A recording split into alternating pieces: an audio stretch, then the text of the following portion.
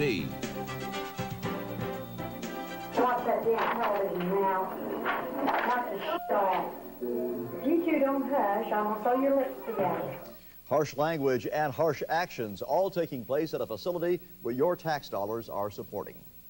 Good evening, it's 11 o'clock. An exclusive I-Team investigation has uncovered shocking treatment of residents at the Newcastle State Developmental Center. The center is home to 165 Hoosiers who receive treatment for mental illness and retardation. It comes under scrutiny in recent months because of alleged abuse of residents. I-Team reporter Anna Werner joins us with details of an undercover investigation. Anna?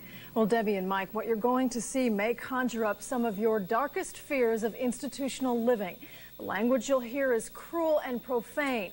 And worst of all, our hidden cameras show this verbal and physical abuse coming from some of the center's staff. Sit on down and stay, or I'll put you in that damn chair and tie your ass up. Is that what you want? It sounds a bit like a drill sergeant giving orders. You can't go out there, the floor's wet. Go sit down. But these barked commands are coming from caregivers. Sit down, don't start. They're the people responsible for the well-being of their mentally disabled patients. If you don't turn them fucking eyes around, I'm gonna turn them around for you. Our hidden camera investigation at the Newcastle State Developmental Center reveals how residents there are really being treated. These residents are supposed to be involved in activities that will help them live better lives. But we discovered verbal and physical abuse, and we didn't see much in the way of therapy. A typical scene. Our cameras watched residents sit for hours on end in front of the television.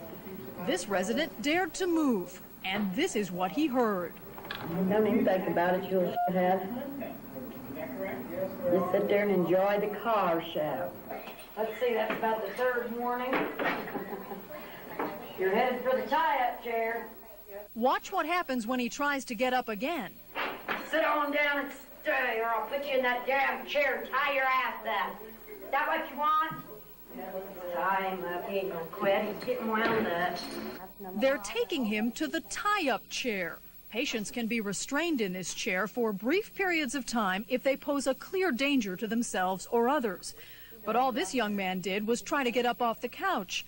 As they strap him in, one of the aides threatens him under her breath, but not so softly that our microphones couldn't pick it up. Can you go ahead and try to get me stick for my life, little bastard? I'm just afraid to hurt you bad. He's left there, unattended, for 40 minutes. Listen, you'll hear him scream as workers calmly go on about their business.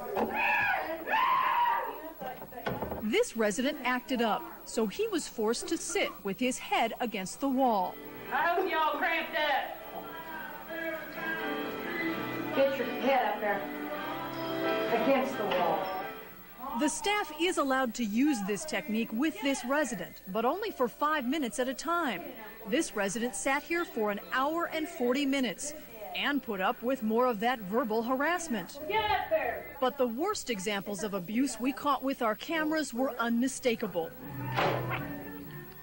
That's right, that employee just smacked this resident over the head with a clipboard. Watch again. Have you seen that kind of thing happen? Yes.